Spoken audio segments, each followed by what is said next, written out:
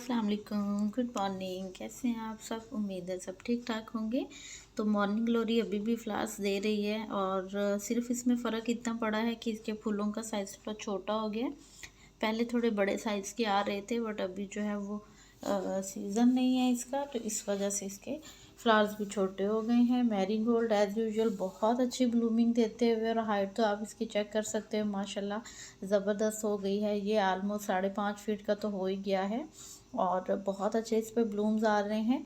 ये क्राइसैंथेमम मैंने first time cutting से ग्रो किया है और बहुत अच्छे फ्लावर्स आ रहे हैं इसके ऊपर। तो नेक्स्ट सीज़न इंशाल्लाह इसको मज़ीद हम बुशी करेंगे और इसको जो है वो और अच्छे से अलग से पॉट में शिफ्ट करूँगी मैं। यहाँ ये ग्रो बैग में ही लगा था तो यहाँ पे ही ग्रो हो रहा है।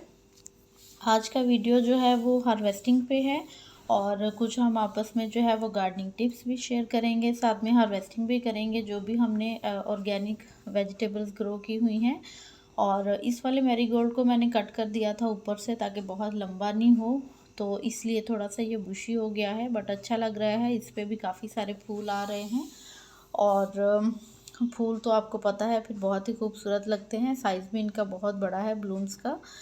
तो जितनी भी वेजिटेबल्स हैं उनको हार्वेस्ट करेंगे, कुछ गार्डनिंग टिप्स पे बात करेंगे। तो सबसे पहले तो ये है कि विंटर में हमें बहुत ज़्यादा पानी नहीं देना पड़ता है वेजिटेबल्स को, तो हमें ये फ़ायदा हो जाता है कि हमें हमारा काम जो है वो थोड़ा कम हो जाता है विंटर में। और एक दफ़ा हम वेजिटेबल्स लगा देते हैं तो उसके बाद हमें जो पत्तेदार सब्जियां हैं उनकी हार्वेस्टिंग मिलती रहती है। 3-4 दफ़ा हम हार्वेस्टिंग कर सकते हैं, जैसे धनिया है, पालक है और इसी तरह मेथी है हमारे पास, सरसों है या फिर सैलिड है। सैलिड तो हम अगर उगाएं तो वो काफ़ी देर तक हमें मिलता रहता है। तो लेमन यहाँ से हार्वेस्ट कर लिए हैं मैंने। इस पे न्यू लीव्स आ रही हैं, अब पुराने सारे पत्ते गिर गए हैं एक दफ़ा और अभी न्यू आएंगे लीव्स, तो फिर दोबारा से ये फ्रूटिंग भी करेगा इंशाल्लाह। तो फर्टिलाइज़र्स जो हैं वो मैं बहुत नहीं दे रही हूँ और एक दफ़ा मंथ में दे दिया, क्योंकि सभी पॉट्स की मिट्टी जो है वो दोबारा से बनाई थी और उनमें अच्छी खासी मैंने जो पत्तों की खाद थी वो ऐड की थी, तो अभी दोबारा उसमें तो डालने की ज़रूरत नहीं है। और ये वाली वेजिटेबल्स जितनी भी रूट वाली हैं तो आप देखो कितनी अच्छी ये हमें पॉट्स में मिल रही हैं। ये मैंने सभी इसी तरह से ग्रो की हैं कि इनको मैंने किसी स्पेशल पॉट में नहीं लगाया है। मैंने बाकी प्लांट्स के साथ ही इनको ग्रो कर दिया है, क्योंकि ये बहुत छोटी छोटी हैं, बहुत इनकी रूट्स भी डीप नहीं जाती हैं और बहुत जल्दी ये हार्वेस्टिंग भी हो जाती है इनकी। तो इसलिए वो स्पेस भी वहाँ पे फ्री हो जाती है और हमें वेजिटेबल भी मिल जाती है। तो इसलिए इनको तो आप साइड में ज़रूर ही ग्रो कीजिए, बहुत इजीली ग्रो हो जाती हैं। और जितनी भी रूट वेजिटेबल्स हैं उनको आप सर्दियों में जितनी भी विंटर में आपने लगानी है उनको आप बैजेस में लगाते जाएं। अभी जैसे मैंने एक बैच में सारी वेजिटेबल्स लगाई हैं रूट वाली, तो अभी उनको जब मैं हार्वेस्ट कर लूँगी तो साथ ही मैं और भी उसकी जो सीडलिंग्स हैं वो करती जा रही हूँ, ताकि जो मुझे कंटिन्यूसली मिलती रहे। ये ना हो कि एक ही दफ़ा हमने हार्वेस्ट कर लिया है तो उसके बाद हमारे पास कुछ नहीं है, या फिर उसके बाद जो है वो हम क्या करेंगे, एक ही दफ़ा में सारी वेजिटेबल्स उतार लेंगे। तो अगर आपको किचन गार्डनिंग करनी है रूफ टॉप्स पे तो आपको थोड़ा सा इस चीज़ का ध्यान रखना होगा कि आप कंटिन्यूसली जो है वो किस तरह से वेजिटेबल्स जो हैं वो ले सकते हैं। कुछ तो प्लांट्स इस तरह के हैं जो काफ़ी टाइम निकाल जाते हैं, हमें सालों साल लगाने नहीं पड़ते हैं। ब्रिंजल काफ़ी लंबा टाइम निकाल जाता है और जो चिलीज़ हैं वो भी कुछ टाइम निकाल जाती हैं, कैप्सिकम भी।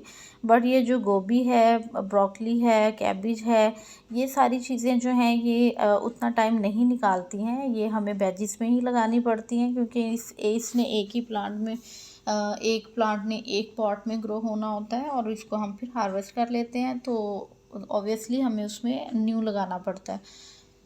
तो इसकी भी मैं साथ के साथ ही अपनी नीड के हिसाब से करती जा रही हूँ सीडलिंग। आप भी अपनी नीड के हिसाब से ग्रो करते जाएं, जितनी आपकी नीड है उसी हिसाब से आप उस चीज़ को ग्रो करें और तभी आपको किचन गार्डनिंग का फ़ायदा है। और बेसिक नीड्स ही अगर आप ग्रो कर लें तो उसका तो बहुत ही अच्छा आपको बेनिफिट रहता है। और मस्टर्ड था वो भी मैंने हार्वेस्ट कर लिया, पालक है, और ये सारी चीज़ें 2-3 दफ़ा हमें मिलती रहती हैं जब भी हम लगा लेते हैं एक दफ़ा। और उसके बाद इनको सीड्स के लिए छोड़ दूँगी मैं, ताकि सीड्स बन जाएं और हम घर के ही सीड्स जो हैं उनको हार्वेस्ट कर सकें। और विंटर में जितनी भी वेजिटेबल्स हैं उनको मैं एक ही तरह का कंपोस्ट देती हूँ, जो कि काऊ डंग का मैं मस्टर्ड केक के साथ रेडी करती हूँ।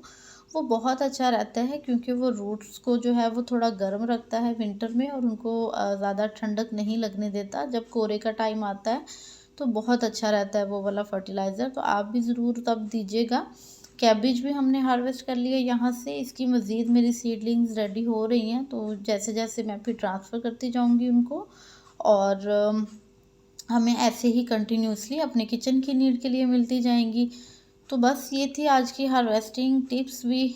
तो मिंट जितना हम हार्वेस्ट करेंगे उतना ही फैलता जाएगा, काफ़ी जगहों पे है मेरे पास, तो मिंट को भी हम हार्वेस्ट कर लेंगे। इसकी फ़्रेश फ़्रेश की जो चटनी है वो बहुत ज़बरदस्त लगती है। तो बस आज की हार्वेस्टिंग हो गई है मेरी, और कुछ गपशप भी आपके साथ। बस इसी तरह साथ दीजिए, वीडियो को लाइक और शेयर कीजिएगा। मेरे चैनल को सब्सक्राइब नहीं किया है तो सब्सक्राइब भी कीजिएगा। अच्छी और हेल्दी सब्जियां अपने घर में ही ग्रो करें और उनको यूज़ करें। तो मिलेंगे फिर। अल्लाह हाफिज़।